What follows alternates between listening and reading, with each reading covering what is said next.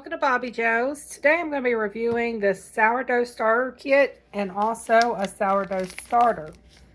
This is from Captain Sourpants. Came with instructions. So this is everything that was in the box. You have a glass jar with a aluminum lid. You have 3 of these little cloth covers.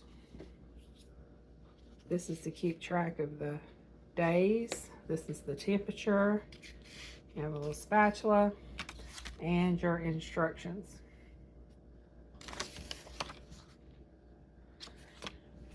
Okay, so that's the sourdough starter kit. For the sourdough starter, I'm going to do a video. I'm going to wash all this up and then we're going to start the sourdough starter. It's going to be a long video because I'm going to do it all the way until we have the sourdough starter ready to bake, and then we're going to show you how the bread turns out. Okay, so for our sourdough starter, you need a clean glass jar. You need spring water or filter water, chlorine and fluoride free. This came out of my Berkey. All-purpose flour and patience and love is what it says you need. The dehydrated sourdough starter is currently in hibernation. We need to feed it with flour and water to bring it roaring back to life. The starter is ready when it's bubbling and rises regularly after feeding. So, to bring it back to life, we are going to pour this into a glass jar. Okay, so it's a packet within a packet. Let me get some scissors. We need 2 tablespoons of all-purpose flour, 2 tablespoons of room temperature water, and you want to mix everything thoroughly. And if the flour's not mixed up well, you can add a little bit more water. See, that's really thick, so I'm going to add a little bit more water. This is 1 tablespoon. This little measuring cup has tablespoons, teaspoons, ounces, mLs, everything.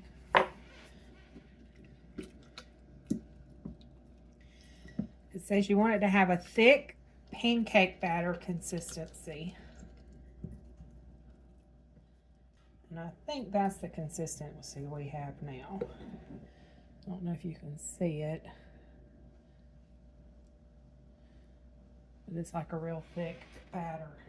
Okay, we want our starter to have a thick pancake batter-like consistency. Going forward, slowly mix in water second and only add enough water to fully hydrate to a thick consistency. You may not need the full amount of water listed in the following steps. So our next step is going to occur after 12 hours. So what we're going to do is we're going to place this little cloth cover over it so it can breathe. We're going to leave it out. It needs to stay, let's see the temperature. You want to store it in a warm place between 70 and 75 degrees Fahrenheit. And we'll be back in 12 hours to see what it looks like. I'm going to stick one of these temperature gauges on the side of my jar so I can keep up with how warm it is.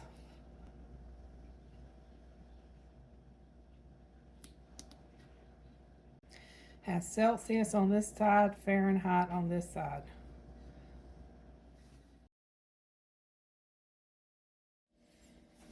Okay, day 2. It's been a little over 12 hours. That's what we got down there. Okay, so after 12 hours, we add 1/4 cup of flour, all-purpose flour, 1/4 cup, and 1/4 cup of water. All right, we got 1/4 cup of water. This is my Berkey filtered water that I used, the same stuff I used yesterday. And we're just going to mix it up good. I'm just scraping the sides and the bottom really good. It's still like a thick pancake batter. You want to put your cloth cover or a loose lid.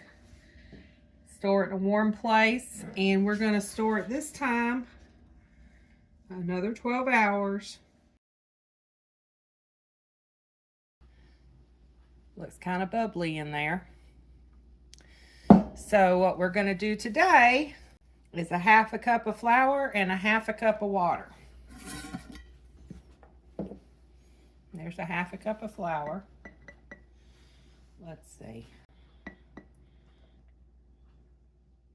And now we're going to pour in a half a cup of water.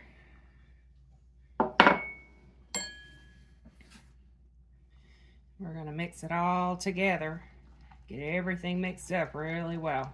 It's like a really thick pancake batter still. Okay, we are on Monday. So we're going to see, this says last fed on. And we're going to move this up so we can see how much it rises.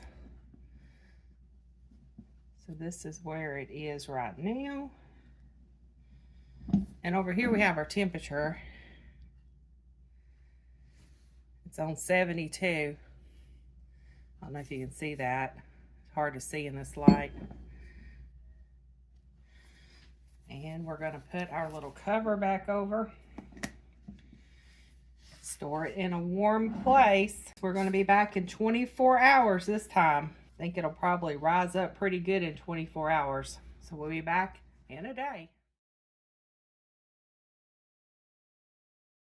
This was all the way up to here. I thought it was going to overflow, but it went back down. And it says that's normal. It's already bubbly. We're going to remove half of the starter. Should have about a half a cup remaining. And then we're going to feed the starter with a half a cup all-purpose flour and a half a cup of water. Right here's a half a cup. So we're going to remove it till there's a half a cup remaining. Let me stir it. Stir it up. It's helpful to have these jars with the measurements on it.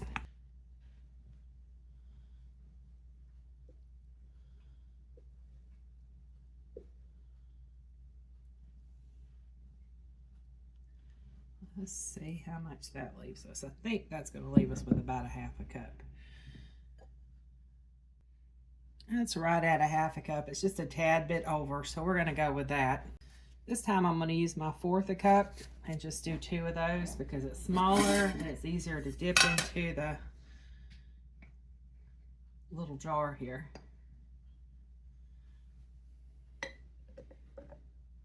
See, that's much easier than yesterday when I had that half a cup.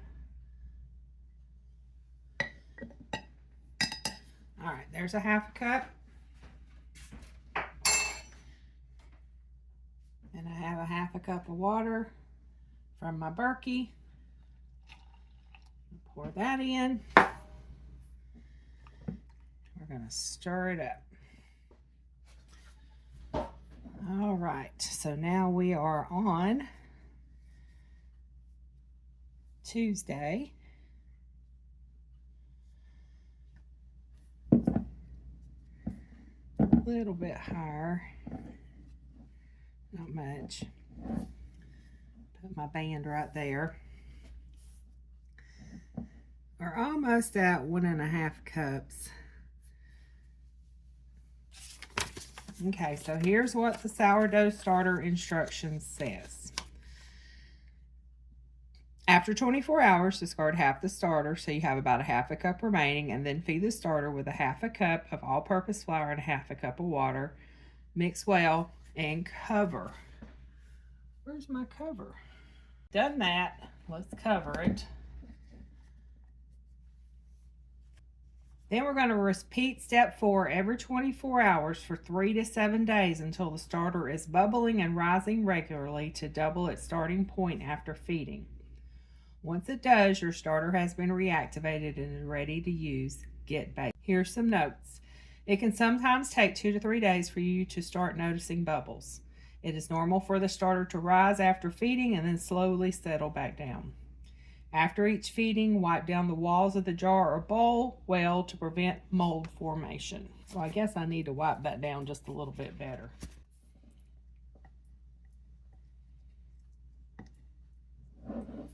All right. So I'm going to stick this back over here and we're going to let it sit for 24 more hours. But it was bubbly. And it's still got some bubbles in it. and it did rise almost to the top. So it may be ready, but I'm going to let it sit for 24 more hours and we'll check it again. We'll be back tomorrow. We're back. So we are going to do the same thing we did yesterday. Let me open this up.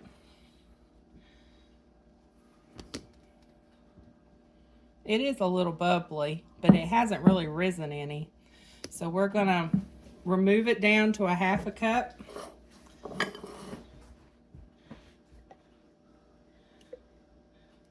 Now there's a lot of recipes online of things you can make with this discard if you don't want to waste it.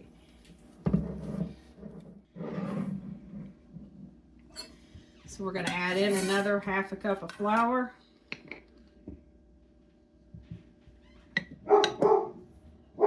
And there goes Bobbi Jo.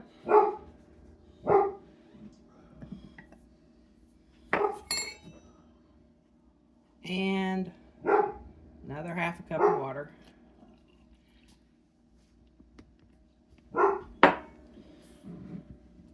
We're going to stir it all together really good.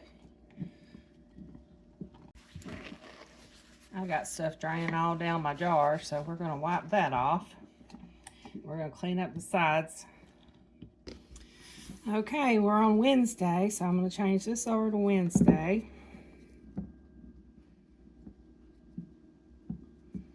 Move it up to there.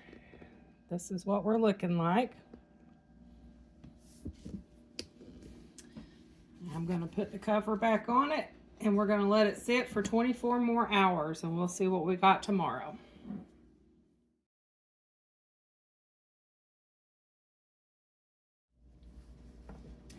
All right, we are on Thursday now.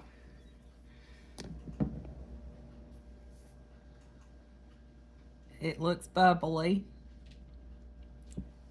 It did rise up to here, then it went back down, but that's normal. But I'm gonna feed it one more time. I can tell it's about ready because it smells like sourdough.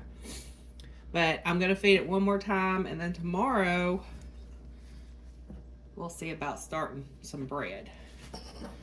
So we're gonna do just like we did before. Well, let me stir it first.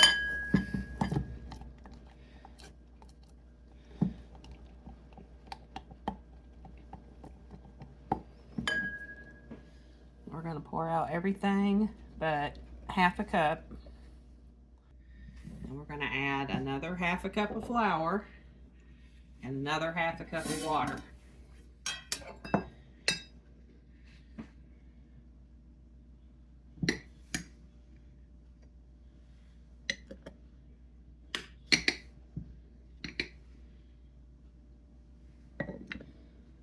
There's a 1/2 cup of flour, 1/2 cup of water.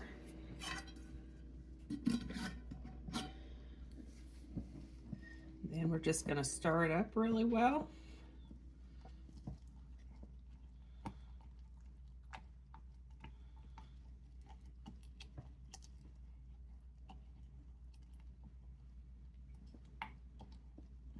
And it was probably ready. I'm sure it is ready today to use. It's just, I'm not gonna use it today because I got a lot of other things going on. Tomorrow I'll use it, and I'll show you how I do the sourdough bread.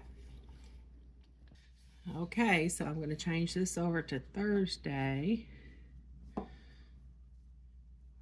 the last fed date. And my house has not been getting very warm because we're kind of in a cold front. Plus, I keep my house cold. So I'm having to find warm places to stick this so it'll rise. So I've been putting it over on my stove when I've got my oven preheating, or in the cabinet above the stove. I don't have a microwave I can stick it in. But it'll rise up and it'll go back down, and that's normal. Okay, we'll be back tomorrow.